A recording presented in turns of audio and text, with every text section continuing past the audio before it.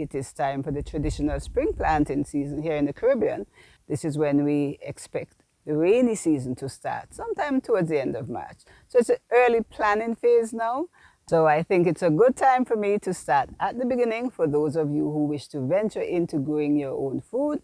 So keep watching and we will discuss how to plan your backyard garden and some of the crops that you might be interested in growing.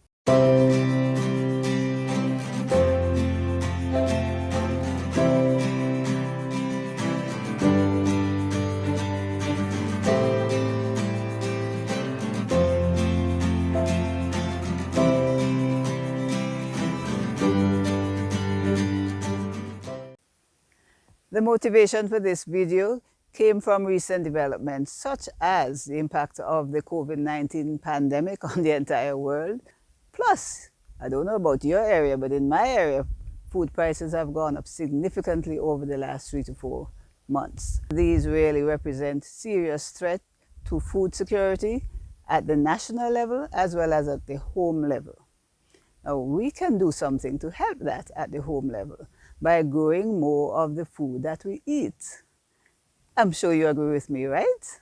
But I can hear some of you saying you don't have the space or you don't have the experience.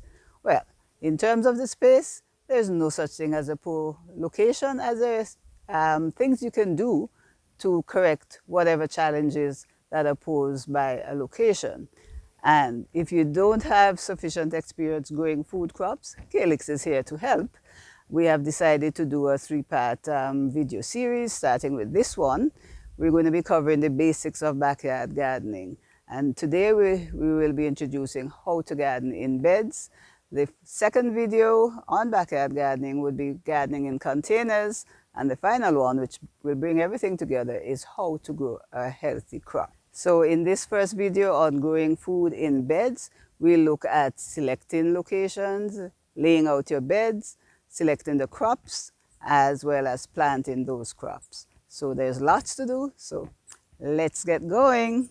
First, let's take a look at the tools and the equipment you're likely to need.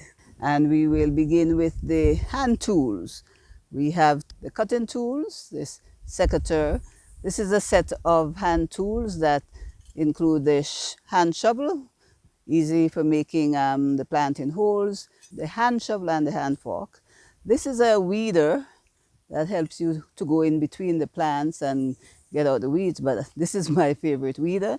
It really helps you to go down, especially things like nutgrass. You can easily get out those weeds, those troublesome weeds that are growing deep. And if it's a small garden, and especially if you're growing in containers, really, these sets are all you need. Those of us who have the space and we are growing in beds, then the garden fork, shovel, and the machete. I very rarely need a machete. This is really when you're just starting out and having to clear the land of any unwanted vegetation. But the shovel and the fork really comes in handy in making the beds, as you will see later on in the video. For crop protection, it can be as simple as these hand sprayers. You'll see from my videos I use them quite a lot. This is my hydrogen peroxide for sanitizing tools. If you just spraying a small bed, this 1.5 liter hand sprayer is all you need. But if you have a bigger garden, especially if you have to reach fruit trees or shrubs, this is a 5 liter handheld sprayer that I use quite often here in the garden. And the third video in the series of growing healthy crops will demonstrate how to use your handheld sprayer. For watering a small garden, a watering pan should suffice. But for larger spaces, a hose with sprinkler nozzle attached would be better. This particular sprinkler has an extension arm that makes it easier to water hanging baskets and far-to-reach plants. Having identified the tools that you need, the next step is to select a suitable location. It goes without saying that a convenient spot close enough to your kitchen would be best, but working with what you have, the main component is that that area receives a good amount of sunlight, at least 6 hours of direct sunlight per day.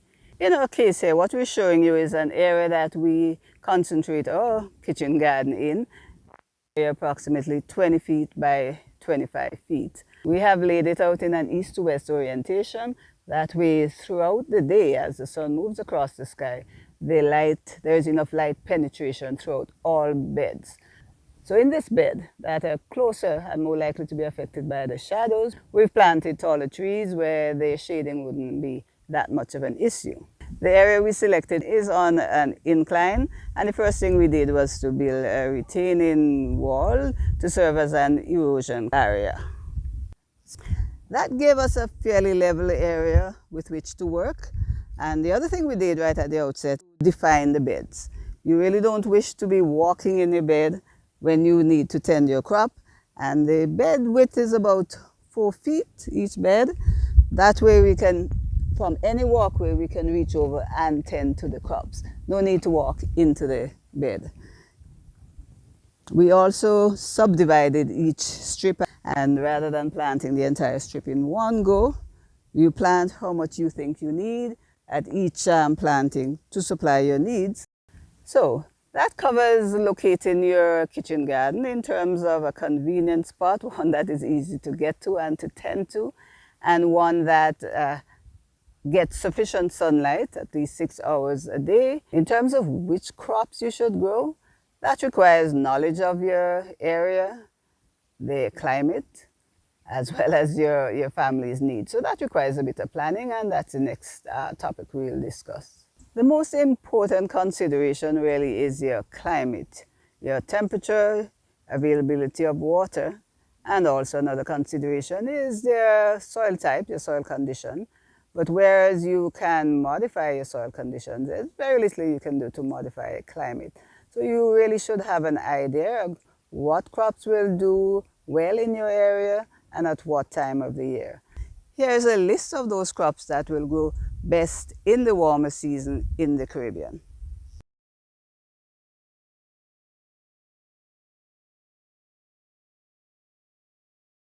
Become familiar with your local climate and the growing conditions of the crops you intend to plant.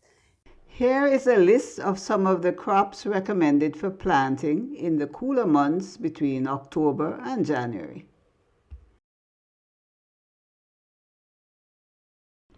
Make a plan on paper showing where each crop will go. Keep this plan safe and use it as a guide when planning the next round of crops.